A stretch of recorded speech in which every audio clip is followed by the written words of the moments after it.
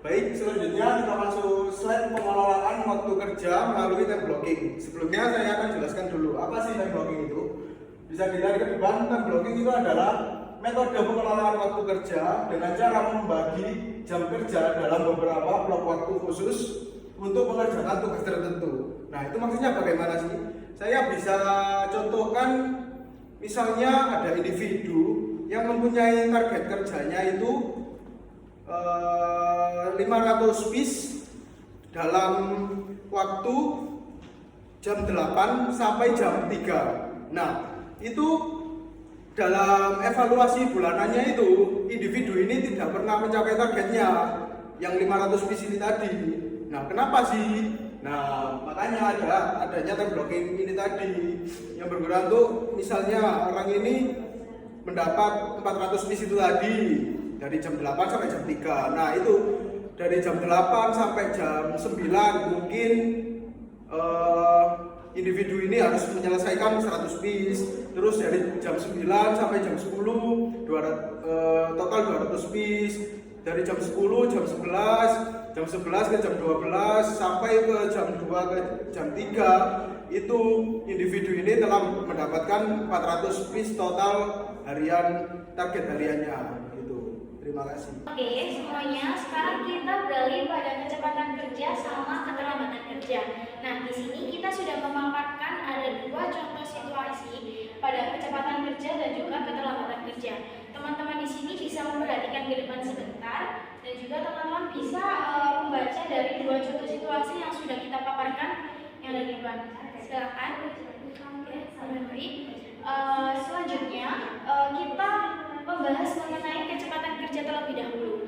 Nah, kecepatan kerja ini bukan seperti bekerja yang secara terburu-buru saja, melainkan kemampuan seseorang dalam menyelesaikan tugasnya secara tepat waktu dengan waktu yang sudah ditentukan, tanpa harus menurunkan standar operasional perusahaan ataupun SOP yang ada pada perusahaan tersebut.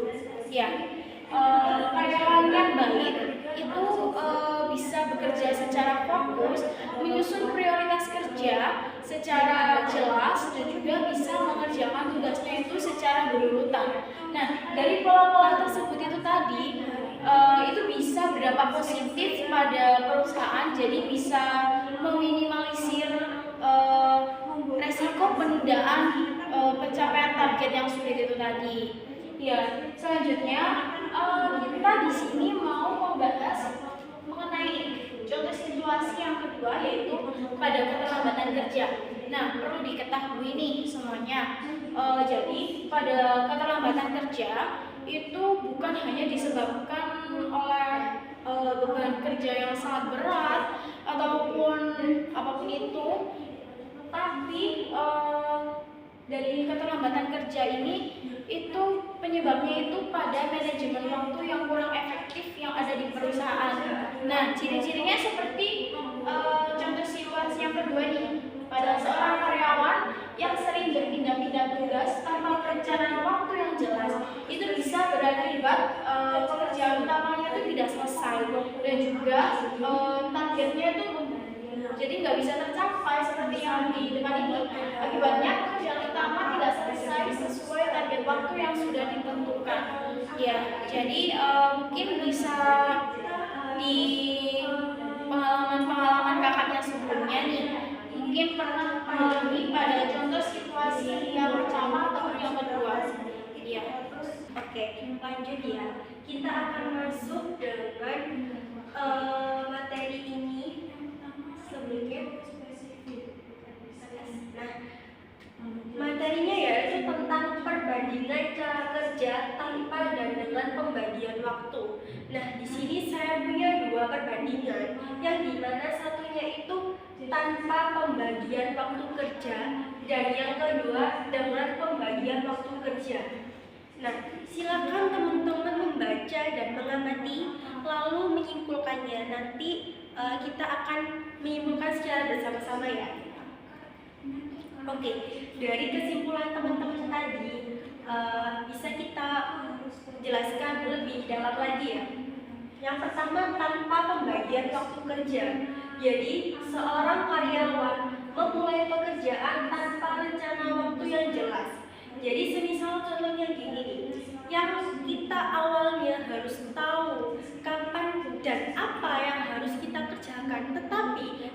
lingkungan kerja kita belum tahu. Semisal nih kita ambil dari contoh teman-teman ya. Teman-teman misalkan barusan datang. Nah, untuk anak produksi, kalau misalkan barusan datang itu kan harusnya itu yang pertama barusan datang itu menyiapkan alat atau bahan yang akan diproduksi atau yang akan dikemas ke dalam pekerjaan itu ya. Lalu ia mengerjakan tugas secara berpindah-pindah. Jadi teman-teman belum tahu nih apa sih job deskku gitu ya, sehingga masih kayak saling tumpang tindih gitu. Misalkan anak packing membantu anak produksi karena anak produksi ini belum mencapai target yang harusnya targetnya itu 500 pieces dalam satu hari, tetapi bisa kurang karena mungkin ada kendala ya, karena mungkin bahannya yang belum datang atau apapun gitu ya. Lalu sering terhenti karena pekerjaan lain, jadi gampang terdistract. Jadi mungkin karena ada yang meminta bantuan itu ya, jadi kayak misalkan anak produksi dimintain tolong anak packing, tolong dong aku packingin hari ini karena mau diangkut juga di jam 12, karena kan setahu saya nih di ekspedisi itu ada 2 jam pengiriman, ada yang di jam 12 dan ada yang jam di 3 gitu ya. Nah kalau misalkan di jam yang 12 itu kan otomatis kan packingan yang kemarin ya. Nah kalau misalkan packingan yang kemarin belum selesai itu, otomatis kan kita kan gopoh gitu ya, sehingga ayo emang gitu. Nah justru dari situ pekerjaan utamanya itu nggak fokus, yang seharusnya anak produksi 500 jadi lebih kurang karena waktunya sudah terpakai buat membantu anak kayak itu. Lalu dan beberapa tugas menumpuk di akhir jam kerja. Nah kayak yang saya sebutkan tadi ya, di jam kerjanya itu numpuk ya karena gopoh itu tadi ya, sehingga waktunya akhirnya berkurang gitu. Jadi yang awalnya tuh bisa produksi misalkan nih sebelum jam 12 kita bisa produksi 300, tapi bisa kurang karena ada tugas yang tadi karena bantu tadi itu ya, seperti itu. Lalu dengan pembagian waktu kerja ini, seorang karyawan membagi jam kerjanya ke dalam beberapa bagian sesuai jenis tugas. Jadi karyawannya sudah tahu juga nih, kalau misalkan aku di jam segini harus gini, aku di jam segitu harus kayak gini gitu. Jadi sudah terstruktur jelas gitu antara jam kerjanya dan apa yang harus dilakukan itu sudah rapi, dan dia pun lebih kayak nanti pasti lebih cepat kok teman-teman kalau misalkan sudah punya waktu kerjanya.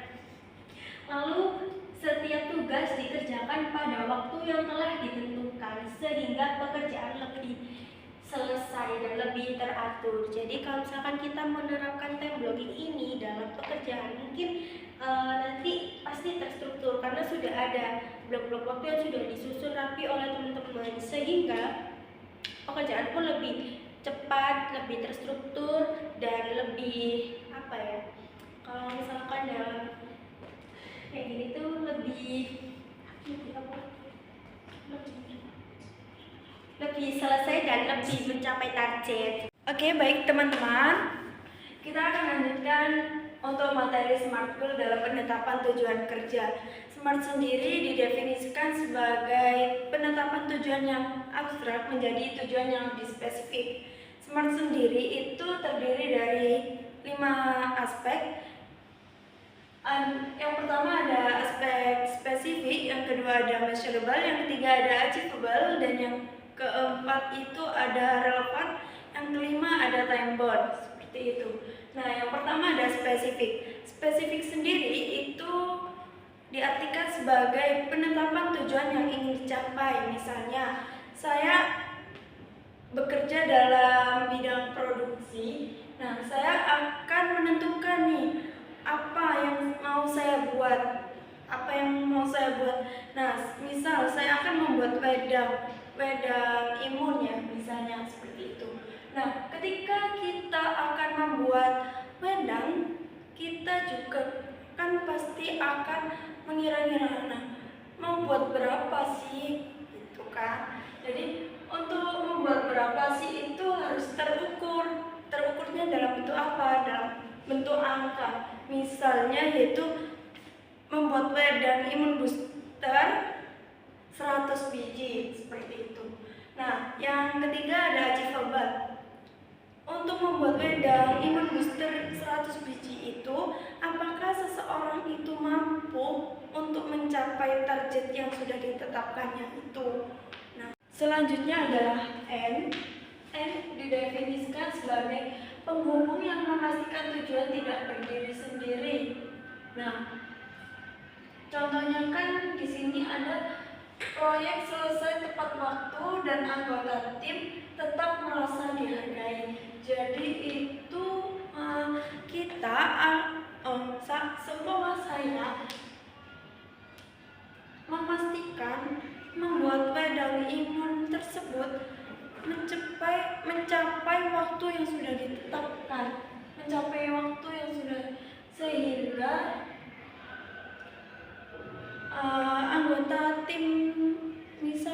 tim packing membutuhkan wedang tersebut sudah selesai seperti itu. Untuk yang keempat ada lead, memimpin atau mengarahkan. Nah, di sini untuk menyusun jadwal kerja yang jelas, mendelegasikan tugas sesuai keahlian rekan tim dan menjadi orang pertama. Nah, ini itu seseorang, misal nih Mbak Popi. Jadi Mbak Popi ini sebagai kepercayaan atasan harus mengambil keputusan untuk atas jalannya rencana untuk membuat wedang tersebut. Jadi Mbak Popi harus menentukan berapa harus selesai di waktu yang tepat, harus sesuai target tersebut. Oke, saya akan mempresentasikan mengenai time blocking. Time blocking itu adalah apa? Time blocking itu adalah metode pembagian waktu itu dibagi per blok. Jadi seumpama dia itu memiliki target harian itu 500 pesanan. Nah, selama seharian itu kadang-kadang kalau dia hanya mikir, wah aku punya 500 pesanan, dia itu kadang-kadang yang bisa terlihat dari analisis permasalahan kemarin itu adalah targetnya itu tidak sampai terpenuhi, dan kadang-kadang bahkan nggak sampai target gitu loh. Kadang cuma selesai 100 sampai 200 doang, padahal dia punya target 500. Nah, adanya time blocking ini akan sangat membantu dalam hal apa? Menyelesaikan dan efektivitas waktu. Nah, dengan adanya time blocking, ketika nih seolah dia punya 500 pesanan, dia sudah tahu. Nah, kalau dia sudah tahu caranya time blocking, dia bisa membagi, 500 pesanan tuh jika saya punya jam kerja di jam 8 sampai jam 3 dan tanpa istirahat, otomatis dia bisa membagi, oke, aku bisa menyelesaikan 100 pesanan itu kurang lebih 1 jam 30 menit. Oke, itu kan cepat ya, 1 sampai 2 jam. Nah, kalau kemarin tuh kalau yang sudah kami analisis, dia harusnya sudah bisa menyelesaikan 1 jam 30 menit 100 pesanan. Otomatis dia kalau sudah membuat time blocking, oke, di jam 8 sampai 9.30 aku harus menyelesaikan 100 pesanan. Nah, itu harus dilakukan, itu harus komitmen. Karena di dalam goal setting ini kita akan membahas tentang SMART, di mana di salah satu SMART itu dia itu harus ada time bound-nya. Jadi waktunya itu harus tepat dan tidak boleh keluar dari yang sudah dibuat. Nah, di mana nanti ketika sudah selesai nih, harus selesai di jam 9.30 itu 100 pesanan. Oke, 9.30 sampai 10.30 itu harus 9.30 sampai 11 itu harus menyelesaikan 200 pesanan, seperti itu. Jadi tetap diakurasikan itu 1 jam 30 menit, 1 jam 30 menit, 1 jam 30 menit sampai nanti di 500 pesanan. Nah, itu sangat efektif.